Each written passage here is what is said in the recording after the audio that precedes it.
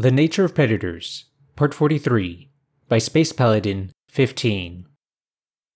Memory transcription subject, Captain Calsum, Krakatoa Alliance Command. Date, Standardized Human Time, October 8, 2136. The Federation fleet entered warp in harmonious accord, and our voyage to Earth commenced on schedule. I was less than thrilled with extraneous additions to my crew. Krakatoa officers were preferred to the reserved exports of another species. Our diplomats stressed that this was an interplanetary effort and forced my talons. While I understood the necessity of building group cohesion, the Farsul they implemented as operational first officer was already asking questions. His name was Thayon. To my understanding, he was a personal favorite of their High Elder. That didn't buy him any favors on my vessel. The Krakatoa Alliance was the entity that planned this mission, down to the gritty details. My crew was chosen because of their special attributes, and I trust them. You never know who can keep their head in battle until you've been there. Thayon scrunched his droopy ears. Why are the Terran colonies not on the bombing agenda? The data dump suggested humans had settlements on the Red World and their moon. There's research outposts in the gas giant moons, asteroid mining operations, orbital telescopes, and... I get it, but Earth is the priority, I replied. Other than military installations, the rest can be cleaned up afterwards. The Farsul wiped the mucus from his nose. The plans for a follow-up operation should be drawn up now. We have to stay prepared. What is there to prepare for? The Predators can't muster a semblance of our numbers. I puffed my feathers out in a display of intimidation. You know, Thayon, I much prefer Jala as my XO. She doesn't nitpick everything. You keep strange company, Calsum. There's something wrong with Jala. She seems... off. There was a comment that had some basis to it, though I wasn't ready to take an outsider into my confidence. Jala was diagnosed with a rare cognitive disorder that entails not producing the neurotransmitters for fear or affection. This caused a deficiency in her empathy. Her responses to situations were often tasteless. Most Alliance officers wouldn't have allowed such individuals in their crew. However, the benefit of a person that didn't panic or lose focus couldn't be understated. As long as she didn't have to deal with the interpersonal side of things, Jala was the finest officer in my crew.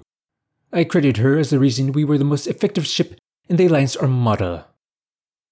That is Captain Calsum to you, I spat. Jala follows orders and makes the right calls. She's still my second even now, as far as I'm concerned. Captain, I see we've gotten on the wrong paw. Thayon's slender tail curled across the floor, twitching with restlessness. I'd rather be on a Farsul vessel too, but this is where we are. Can we try to make the most of it? I tossed my beak. Fine. But did you have to start tearing everything apart the second you came aboard? I like to know who and what I'm working with. Every captain has a different background and a different way of running things. The more I know about you, the more useful I can be. Then I'll keep it short and sweet. I started off as an extermination officer. I'm still one, really, just with a starship and a title. Thayon's whiskers twitched as my former profession registered in his mind.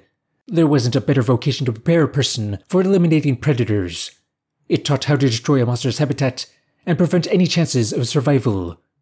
Sapient extermination wasn't that different, except that there was a more land torch with the breadth of a planet. There was a buzzing sound at the door, and I peeked at the security feed. The other Federation implant on my crew was the new medical officer, though the peculiar aspect was the species. The doctor was a Takan veteran. The Takan Coalition had been outed as one of the parties amenable to a full alliance with humanity. For some reason, this Takan individual had thrown himself onto a transport and begged to join our raid. The newly demoted Jala escorted him to my quarters per my request. It was a mystery why a medical practitioner would want to fly toward a predator's homeworld. My own doctor deserted when she learned the fleet's destination. It could be a simple case of this Takan despising his government's rhetoric. Still, I want to look him in the eye and demand his reasons. Come in, I growled through the intercom. Thayon, you can stay if you want. The Farsul thumped his tail. Yes, sir. I can't believe he's still in my post. Jala snapped. We'll settle this later, soft ears. I glowered at the female Krakatoa. Don't mind her. Please, come in, Doctor. The Tekken male strode through the door and plopped himself in a chair without waiting for permission. His tough hide was silver, about the same hue as my ship's metallic walls. Those tri-toed paws wiggled enough to grasp objects, though I found his kind much clumsier than Krakatoa's surgeons. Few species compared to how well our talons could sink into or wrap around things. I jabbed a talon at the doctor. What is your name? Zarn, sir. All right. Tell me, what is a Tekken doing volunteering for a mission like this? I squawked. When I landed on Afra to share that the Goated Cradle was annihilated, I discovered my species betrayed the Federation in my absence. It was horrifying. Shameful. Captain, I want to put an end to this alliance permanently. I nodded my beak and contemplated his words. If we return from deployment to find the alliance cozying up to predators, it might push me to renounce my citizenship as well. Then again, a doctor shouldn't have devoted his entire life to extermination. Why would Zarn feel compelled to take such drastic measures? Wait, if I may, you were stationed in Goated Space, Thyon interjected. Zarn swished his tail. Yes, I was working under Captain Sovlin. We were the first vessel to encounter a human. My eyes snapped toward him. I heard. Everyone heard. What you lot did was cruel and disgraceful. I don't know that I want you on this ship. I beg your pardon, Captain. It was a human, not an actual sapient. That abominable freak deserved to rot for eternity. All predators do. The captive Terran pilot in their custody could no longer pose any threat, yet Sovlin and his lackeys granted it the slowest death possible. Extermination teams were swift and surgical when our services were needed. Suffering was never our goal. Listening to a helpless creature scream, and knowing it was in an unimaginable pain, that didn't make anyone safer. The line that separated us from the Arxur was one that could not be crossed. Humans are true sapiens, Doctor. Make no mistake. My feathers were ruffled as I offered the reproachful assessment.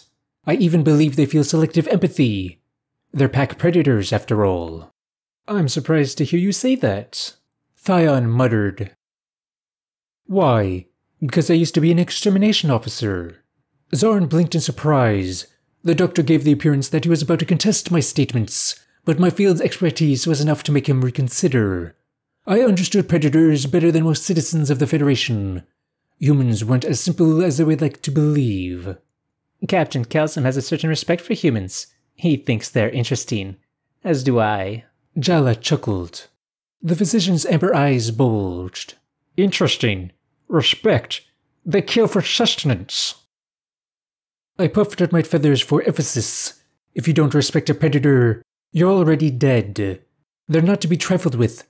Remarkably cunning.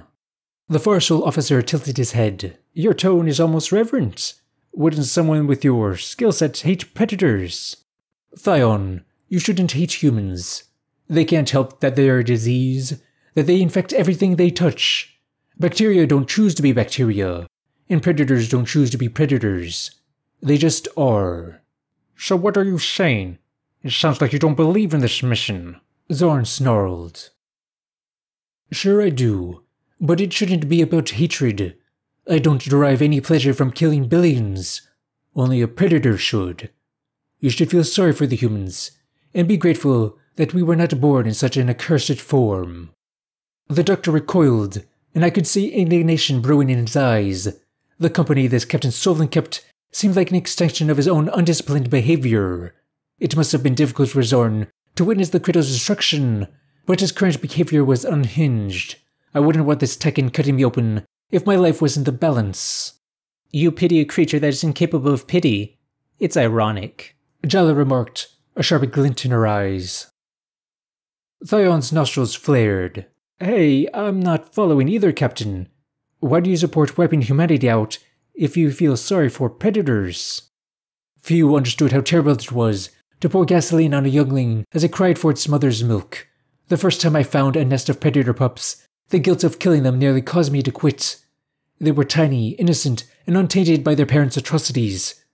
I broke down on the ride home and asked my mentor how we could kill a baby for the way it was born. There was a cold logic in her explanation. Little predators become big predators, and reproduce exponentially. Within a few cycles, there would be a full-blown infestation.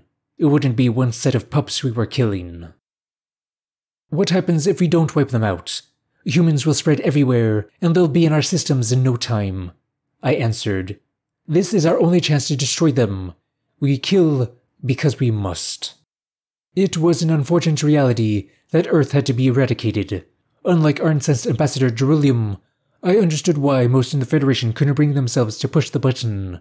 They were relieved not to have to wrestle with the moral conundrum of killing a species that had yet to lash out. They didn't want to spend the rest of their lives wondering if some predators could have been saved. It was the same reason the Federation readily accepted that humanity destroyed itself with nuclear bombs 200 years ago. That was how this problem got so out of wing in the first place. The predators attained spacefaring capabilities without anyone realizing. Only a few months into their expeditions, humans had already caused the destruction of the Goji Cradle. The longer we let Earth survive, the more Federation worlds will perish.